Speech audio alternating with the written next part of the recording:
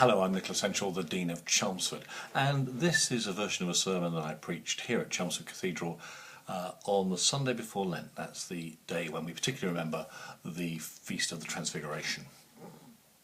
The 1992 film Sister Act is not a great work of theology.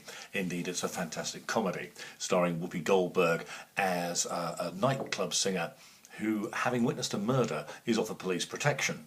The police take the extraordinary step of dressing her in a nun's habit and sending her to live in a rundown convent in an inner city community.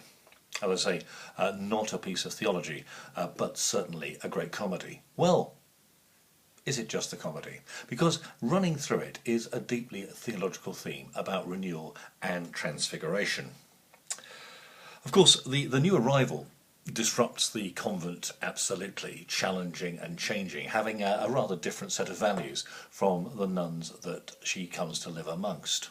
But over time she becomes a catalyst for change, and even the Reverend Mother, played of course by Maggie Smith, who else could it possibly be, is not only warmed by the changes but begins to respond in faith and hope. Something very extraordinary is going on.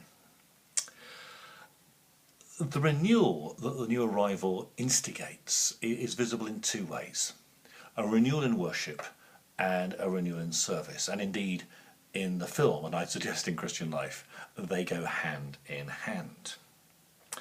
Literally, the convent turns inside out.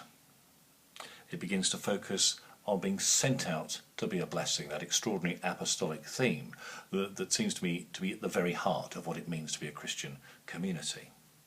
The worship begins to be a blessing for the whole community, not simply for the nuns. It's genuinely transformational.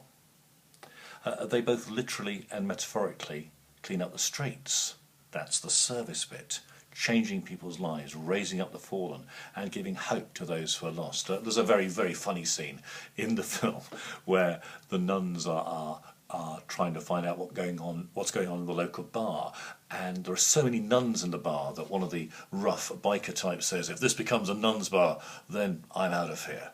Again, comedy rather than theology, except transformation is always the key. Now, Jesus, in today's Gospel, Luke's account of the Transfiguration, that's Luke chapter 9, is definitely a man on a mission. He is, as is made quite explicit later on in chapter 9, about to set out on his final journey to Jerusalem. Indeed, in Luke's Gospel, it's the only journey he makes as an adult to Jerusalem. And he knows what's going to happen there: arrest, trial, death, and of course, resurrection.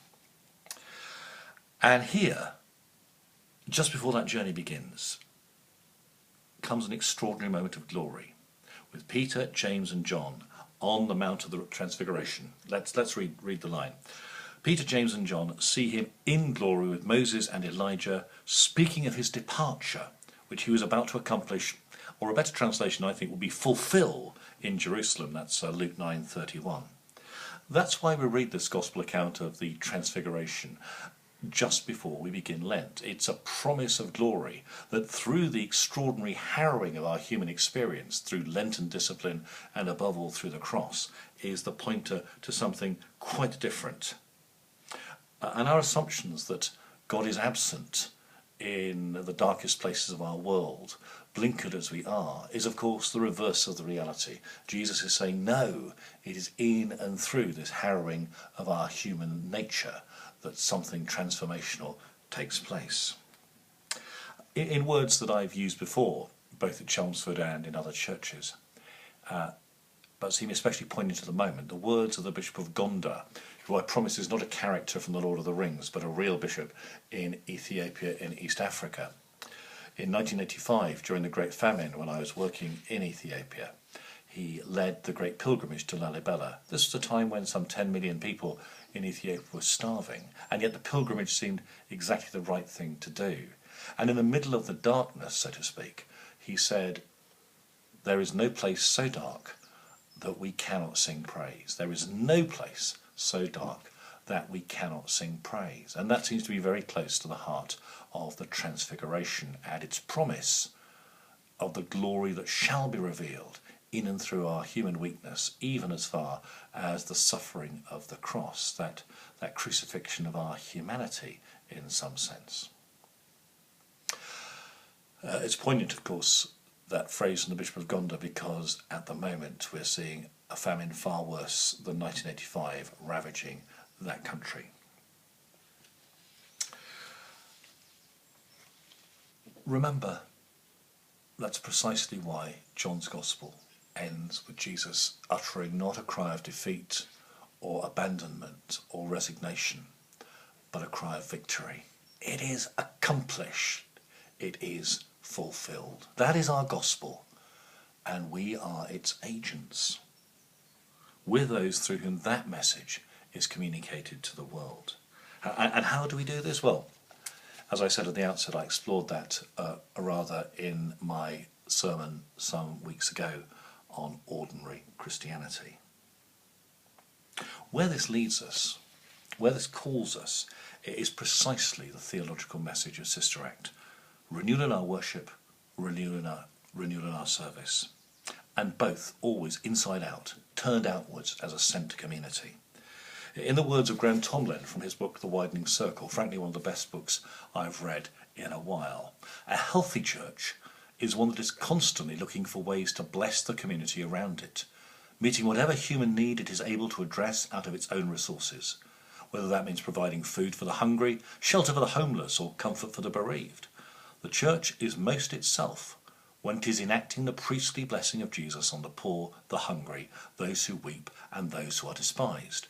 The church lives for the sake of the rest of the human race, not for the sake of its own survival. This isn't earning brownie points with God again. It's simply what it means to be a follower of Jesus. Grace may be free, but discipleship may well be costly, as Jesus tells us himself. And in all of this, it comes down to Jesus' own summary. Love God and love your neighbour as yourself. That's how we will share God's love and mediate his glory. That's how we will be a transforming presence in our communities. And who is my neighbour? Well, fortunately for us, Jesus told a big story about that and preached the sermon fully. So there's no need for me to do that all over again.